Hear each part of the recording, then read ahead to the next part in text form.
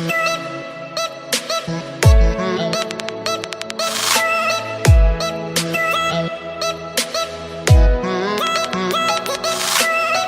İrem Berkdoğan, ikinci videomuzda buluştuğumuz için mutluluğumuzu ve teşekkürlerimizi size sunuyoruz. Bugünkü konumuz Amsterdam.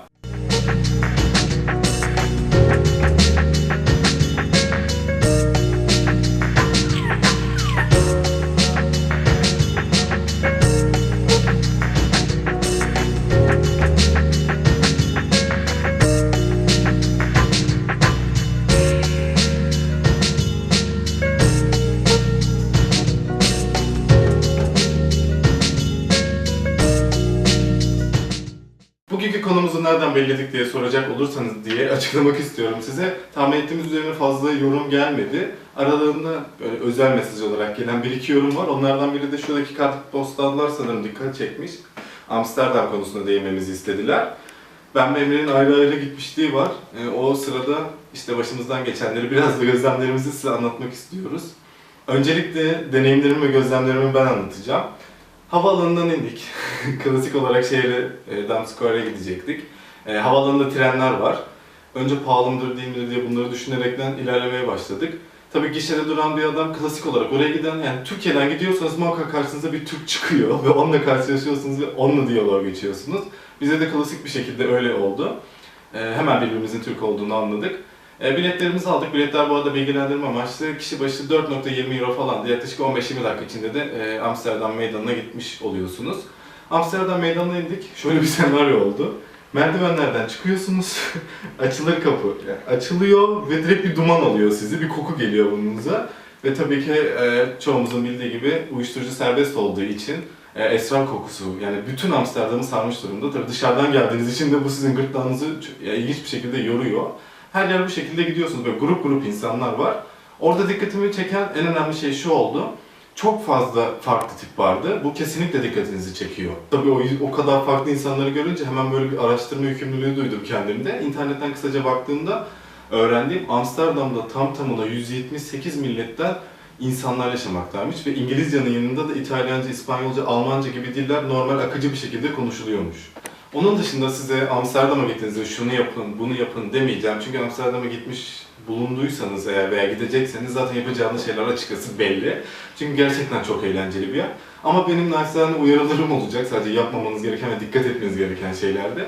Sokaklarda yürürken, caddelerde siyahi insanların %90'ın uyuşturucu satıcısı olduğunu bilmenizi istiyorum ve onlardan biraz daha uzak bir şekilde yürümenizi tavsiye ederim. Hani ırkçılık yapmıyorum, çok seviyorum onları ama Amsterdam'ın gerçekten %80, %90'ı uyuşturucu satıcısı oluyor ve bu yüzden caddelerde polisler de çok oluyor. O yüzden başınızı belaya kesinlikle sokmayın ve bu konuda dikkatli olun. Gitmemeniz gereken en önemli yeri ise başında söylüyorum. Camping Zeeburg diye bir yer arkadaşlar.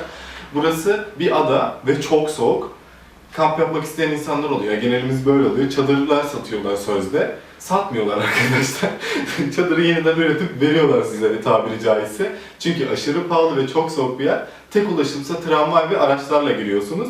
Ve buraya gittiğinizde pahalı olduğu için çadır bulamadığınızda geri dönmek isterseniz eğer dönemiyorsunuz. Çünkü bir tek dediğim gibi araçlar girebiliyor çünkü tüneller var ve tramvaylar. Dönüşünüz de bu şekilde oluyor. 11'den sonra da hiçbir şekilde ulaşım aracı bulamıyorsunuz. Bu yüzden Camping Zeeburg'a kesinlikle gitmeyin.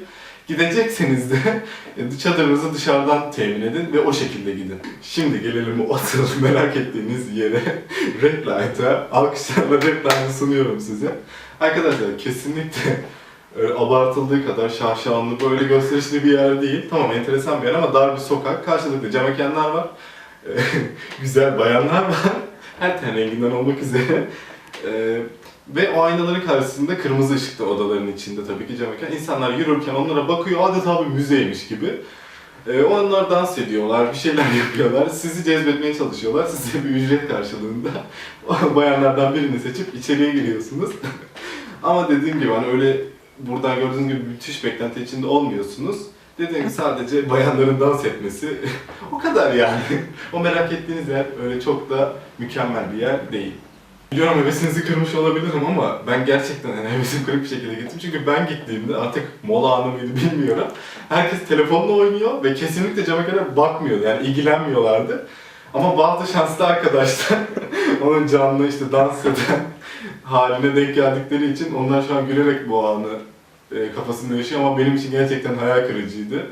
O yüzden böyle çok güzel bir şekilde gelmedi bana. Sıradaki ve son olayımız da gerçekten kayda değer bir olaydı bizim için. Kamera arkasındaki arkadaşımızın yani o red light'ı gören var ya hani böyle o arkadaşın başından geçen bir olay. Emre bundan yaklaşık 2 sene önce Interrail'la tura çıkıyor. Her neyse geziyorlar falan. Paris'ten, yani son durakları Amsterdam, Paris'ten Amsterdam'a yaklaşık 12 saatlik bir otobüs yolculuğu gerçekleştiriyorlar ve bir otobüse 10 euro veriyorlar, 12 saate 10 euro veriyorlar ve bundan dolayı da otobüsün içindeki statüyü hayal edebilirsiniz. Çünkü inanılmaz şekilde zorlu geçmiş ve 12 saat arkadaşlar. Yani düşünün, ben 20 dakikalık bir tren yolculuğuna 5 euro verdim, adam 12 saatlik ülke değiştirmeye 10 euro veriyor. Her neyse Amsterdam'a iniyorlar işte yaşıyorlar, benim görüyorlar falan, red light klasik, bütün olayları yaşıyorlar. En son işte kamp yapmak istedikleri bir yer var, böyle çadır çadır bölmeler var toplanan. Alanda sınırlı tabii ki. Emre ve bir arkadaşı da orada bir Türk'te kalacak klasik olarak. Çocuk ismini veriyorum buradan Emre. Büyük ihtimalle fake'ti zaten. İsmi Semih diye bir çocuk. İşte görüyor, Türk olduklarını anlıyor. Söyle böyle böyle yardımcı olabilirim. Burada çadırlar çok pahalı. Siz gidip Decathlon'dan çadır alıp gelin. Ben size yer tutuyorum diyor. Ve şöyle bir tavsiyede bulunuyor. Yeşil mi diyor size? Yeşil. Genellikle şey diyor, yani benim çadırım yeşil. Sizin hani böyle daha farklı bir renk çadır almanızı öneriyorum falan diyor. Hani farklılık olur diye. Emreler gidiyor, işte çadırı alıyorlar, geliyorlar. Alana girdiklerinde birinci şok, bütün çadırların yeşil olması. Hani farklı bir şey, Emre'nin önünde turuncu bir çadır. İkinci şoksa çocuğu bulamamaları. Çünkü bütün çadırlar yeşil. Bu yüzden önce resepsiyon tarzı bir yere gidiyor. Hani kayıp dökülen. Çocuğu araştırıyorlar, soruyorlar. Öyle bir çocuk yok. Yani büyük Emre'leri trollüyor. Bunu da tabii ki Türkiye gurbet diyerek anımızı sonlandırıyoruz. Umarım dikkatinizi çekmiştir konuşmamız arkadaşlar.